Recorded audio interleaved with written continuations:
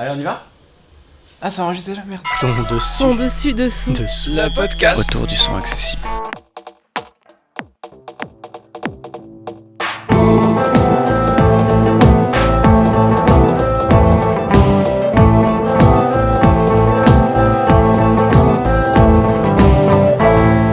Camarades, chers amis, salut à tous, welcome, je suis très heureux d'inaugurer avec vous ce nouveau podcast épisode 0 nommé Son dessus dessous qui a pour but de vous informer de l'actualité autour du son, qu'il s'agisse de la production, qu'il s'agisse de nouvelles technologies, de petites raretés, bref, c'est large, vous verrez, avec une composante ou en tout cas un accent mis sur l'accessibilité. Pour se féliciter des avancées, pour déplorer des reculs, pour parler des stagnations. Bon voilà, il y a pas mal de choses à dire. Puis parfois il y a des choses qui sont nativement accessibles. On en parlera aussi puisque ça fait partie de l'actualité du son. Donc l'accessibilité oui, mais le son aussi. Par exemple, s'il devait y avoir des modifications législatives autour des voitures électriques et du son qu'elles doivent produire pour se signaler auprès des piétons, eh bien on en parlerait. Ça, c'est ni accessible ni inaccessible. C'est simplement autour du son. Bon, j'imagine que vous avez compris le principe. Il me reste une dernière chose à vous dire avant de se lancer, pour de bon, dans le grand bain de l'actualité. C'est la fréquence. Vous pourrez retrouver ce podcast toutes les 2 semaines, le samedi matin, excepté aujourd'hui, puisque c'est samedi après-midi. Voilà, je donne pas l'exemple pour la première, mais tant pis. Donc voilà, à partir de maintenant, toutes les 2 semaines, vous retrouverez votre dose d'actu dans Son dessus dessous. C'est parti, on y va ? Dessus dessous. Autour du son accessible. Un podcast. On commence avec une actualité assez légère pour signaler la mise à jour de 2 séquenceurs audio numériques historiques qui passent pour Studio One de la version 3 à la version 4. Ça faisait 2 ans qu'ils n'avaient pas été mis à jour en version majeure.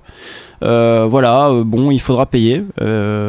Contrairement à FL Studio, anciennement Fruity Loop, qui lui passe de la version 12 à la version 20. Je vous dis pas le changelog, non, c'est juste qu'en fait ils sont sans doute un peu superstitieux chez ImageLine et ils ont pas voulu faire de version 13, ils sont directement passés à la version 20 quoi. Ils font pas les choses à moitié.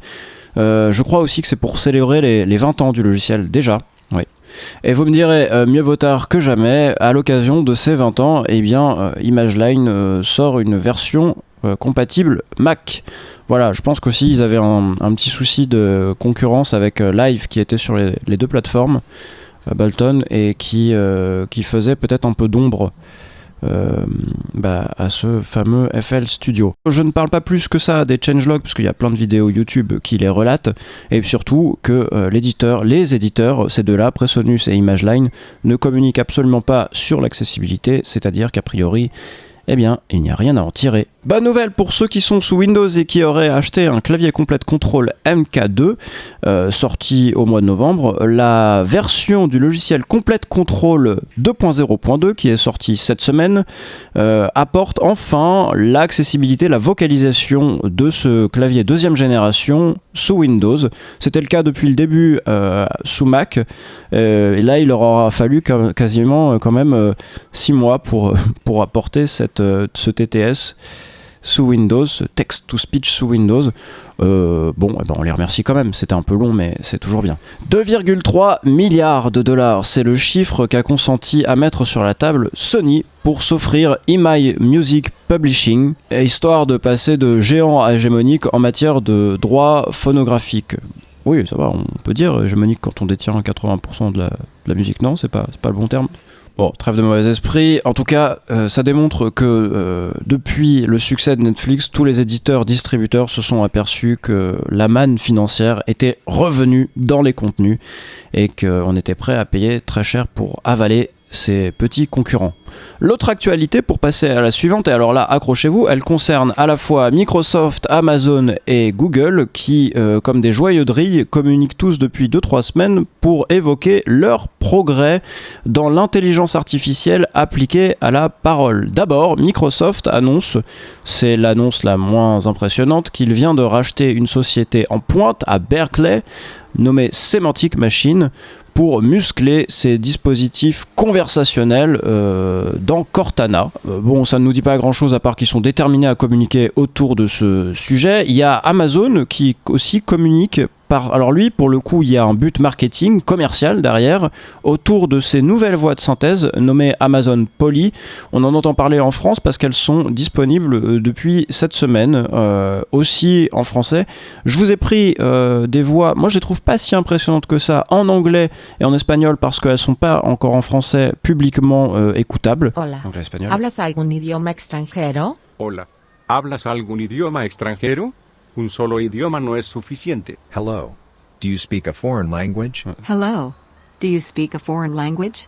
One language is never enough. Donc on s'entend, c'est pas nul du tout, hein. C'est simplement que les voix de nuances, par exemple Audrey et Thomas, ou bien celles de Acapella dont j'ai oublié les noms, les dernières en tout cas sont quand même relativement anciennes et pas si éloignées de ce résultat. Donc bon, alors après Amazon met en avant un truc, c'est vrai, plutôt intéressant, c'est un langage de balise pour donner une intention, un ton, une force à la voix, histoire de pouvoir correspondre à plusieurs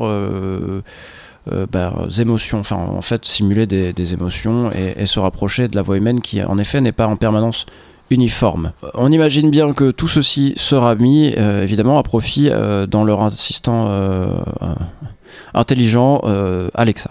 Et puis pour finir, eh bien, on a Google qui a proposé une démonstration lors de son keynote, je crois que c'était à ce moment-là, pour présenter Google Duplex qui se propose de prendre des rendez-vous à votre place ou chez le coiffeur ou dans un restaurant. On va écouter cette deuxième version qui est plus qualitative en termes de son.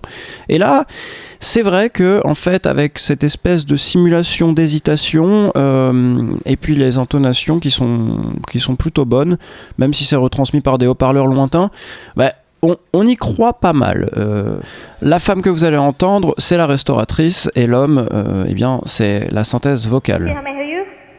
Hi, I'd like to reserve a table for Wednesday the 7th. Ce qui est intéressant, c'est l'hésitation dans la voix For 7 people? du mec.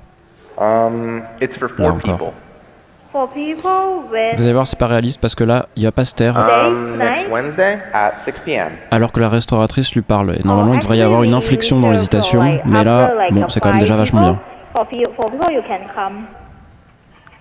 How long is the wait usually to be seated? Ah non, c'est When tomorrow or weekday or? assez impressionnant quand même. For next Wednesday, the 7th. Là, il y a une coupure par contre qui est assez audible. You can come for 4 people, okay? Oh, I gotcha. Thanks. Ok, Agatia. Bon voilà, c'est pas mal. Merci. Chut. Cela dit, comme l'explique Google, tout ceci n'est possible que dans un contexte extrêmement resserré, c'est-à-dire qu'il a écouté beaucoup d'appels de gens qui passaient des commandes chez un coiffeur ou chez un restaurateur, et qu'il ne pourrait pas reproduire une conversation aussi bonne dans avec n'importe quel sujet. Et c'est une passerelle directe vers l'actualité suivante à propos de la quadrature du net qui met en avant le témoignage de Julie, transcripteuse pour Cortana, qui explique qu'en fait, les machines et ce qu'on appelle intelligence artificielle ont très largement besoin d'être aidées, d'être corrigées pour ne pas partir en vrille et faire des contresens. Et il y a des vrais humains qui vous écoutent quand vous utilisez votre Siri, quand vous utilisez votre Amazon Alexa, qui vous écoutent aussi quand vous utilisez Google Assistant. Et donc là, en l'occurrence, ça parle de Cortana, un tout petit bout du témoignage. Vous pouvez lire le témoignage complet ou l'écouter en intégralité sur la quadrature du net. Alors, notre travail en fait était basé sur les données que collectait Cortana. Donc quand les gens s'adressaient à Cortana, elle l'enregistrait, collectait ça, et Microsoft envoyait toutes les données à la compagnie pour laquelle je travaillais. Et nous, les transcripteurs, on se connectait sur une plateforme de travail, on avait accès à toutes les transcriptions, enfin toutes les pistes audio enregistrées par Cortana, et on devait les traiter une par une, donc écouter un par un tous les enregistrements que Cortana avait fait des utilisateurs français. Un texte s'affichait qui nous montrait ce que Cortana avait compris, et on devait corriger toutes les fautes qu'elle avait pu faire, que ce soit de compréhension, d'orthographe ou de grammaire, et en plus de ça, on devait mettre des tags qui signalaient les événements sonores qu'il y avait dans l'enregistrement.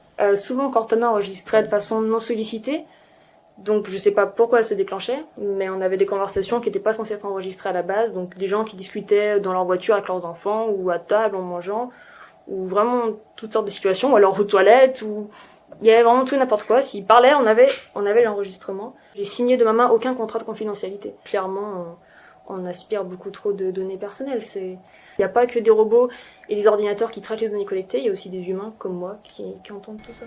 Voilà, alors là il s'agit de Microsoft, c'est a priori la même chose pour n'importe quel assistant dit intelligent, faut pas non plus ensuite sombrer dans la paranoïa, ce sont des petits bouts normalement de pistes qui sont pris isolément, normalement on ne dévoile pas grand chose, mais ce qu'elle disait c'est qu'en faisant des recoupements, des fois on tombait sur des mêmes personnes.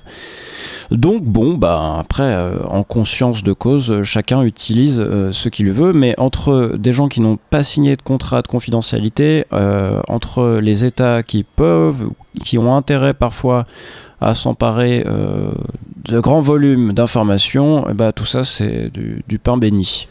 Pour finir sur deux notes un tout petit peu plus joyeuses, sachez que le salon Musicora, qui se tient depuis un bout de temps à Paris, aura lieu, encore une fois, cette année en 2018, du 1 au 3 juin, c'est le week-end prochain.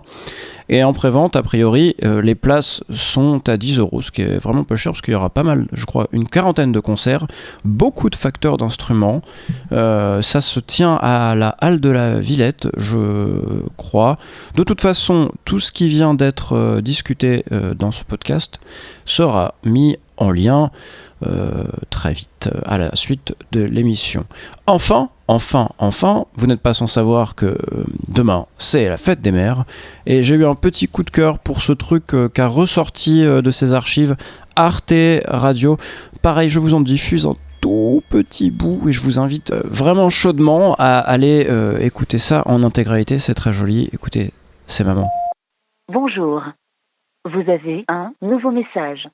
Salut Julien, c'est maman. C'est maman. C'est maman. Salut ma beauté, c'est maman. Oui, bonjour ma grenouille. Salut ma petite chérie. C'était papa, maman. Oui, mon fils, c'est maman. Donc voilà. Reçu vendredi 13 à 19h08. C'est pour te donner une bonne nouvelle, j'ai mon micro-ondes, mais si tu savais avec le délire que ça a été. Parce que ce matin, je regardais la pub de Lidl, il y a un cuiri à 15,99 €. Chez Darty, ils m'ont dit qu'il était à la poste depuis le 6. Et j'ai commencé à passer des commandes. Donc pour ta chambre, j'ai plein de choses. J'ai ton lit, les rideaux, les lampes, le fauteuil et la housse de couette aussi. Pour l'actu, le sport et la météo, c'est en 5. Coucou mon Gégé, je t'envoie des grosses vagues de Kersidan où vraiment on a eu une journée idyllique. C'est maman, je voulais te dire que ça allait bien. C'est la fin, merci de m'avoir suivi jusqu'ici pour ce premier épisode de Son Dessus Dessous. Si vous avez Twitter, n'hésitez pas non plus à me suivre sur @, tout au clavier comme ça se prononce. Cela dit, vu la politique du réseau social, on verra si je reste, mais ceci est un autre sujet. À bientôt, ciao. Son dessus dessous. C'est un podcast, non? Autour du son accessible.